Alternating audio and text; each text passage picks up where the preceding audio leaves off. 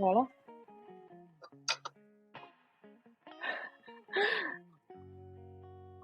Jaa, väga äge. Nii. Mütsi saame lõigata ja kleepida. Vaata seda. Kas sul jalg tuli ära või? Ei, see on Käsi või?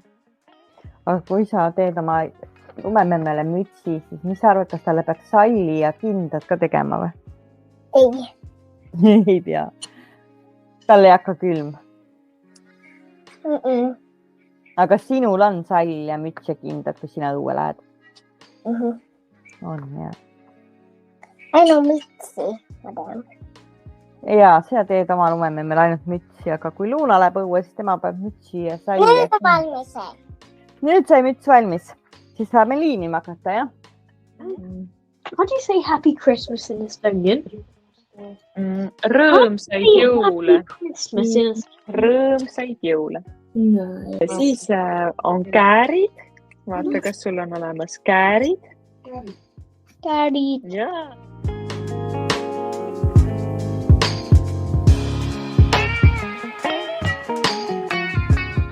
Mõtlen, nad on nüüd praktiliselt 1,5 kuud õppinud, et eks varsti hakkab midagi tulema. Et jõuluks, kui mul ema tuleb siia, et siis äkki juba saame paar lauset räägitud. Et selles suhtes, et praegu on alles algus, aga kindlasti nagu huvi, et ma näiteks alati räägin oma emaga iga pühapäev, et siis ta on rohkem nagu tavaliselt ta peale 5 minutit hakkab mängima. Sest ta ei saa enam asjadest aru, et eelmine nädal ma nagu nägin, et ta tuli ja siis ta tahtis nagu rääkida mu emaga rohkem ka, et ta tahtis küsida, et kuidas sa seda ütled eesti keeles, mitte tavaliselt ta tuleb ja räägib inglise keeles, aga ta üritas nagu rohkem eesti keeles, et mis oli väga super. Selle juures on hästi positiivne, et alati selle kõne ajal, kui ta minu poole pöördub, siis ta pöördub mu poole eesti keeles. Ta ei kutsu mind mitte kunagi emmeks. Ja kui see kõne ajal tuleb minu juurde, siis ma olen emme. Minul on siuke südant soojendav alati, kui ta rohkem räägib ja üritab. Ja mis ma olen ikkagi kuulnud, et ta proovib rohkem ka mu ema ja õega rääkida eesti keeles, kes elavad ka siin. Et selles mõttes ma arvan, oli väga hea, et just, et ma arvan, et Eikul oli väga põnev, et ma nüüd küsin ta käest huviga, et mis ta arvas, et nii nagu ma kõrvalt jälgisin, siis ta küll, ma arvan, et ta oli väga nagu engaged. Ta on iga kord valmis ja väga elevil.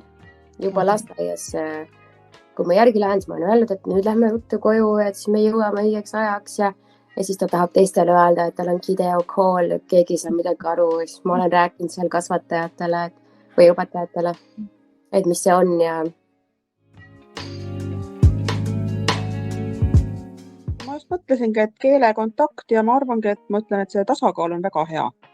Et natukene inglise keelt, et nad saavad aru, natukene eesti keelt harjuvad. Eks nad praegu peavad rohkem kuulama, aga et natukene et neid sõnu, mis nad oskavad ise öelda, et siis neid proovigu ise öelda ka.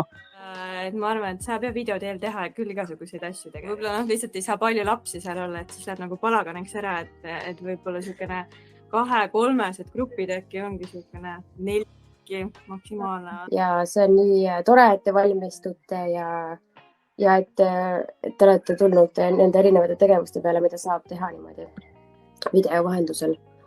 Kui ma alguses sellest kuulin, siis mida te teha saate, nagu, kuidas see toimub.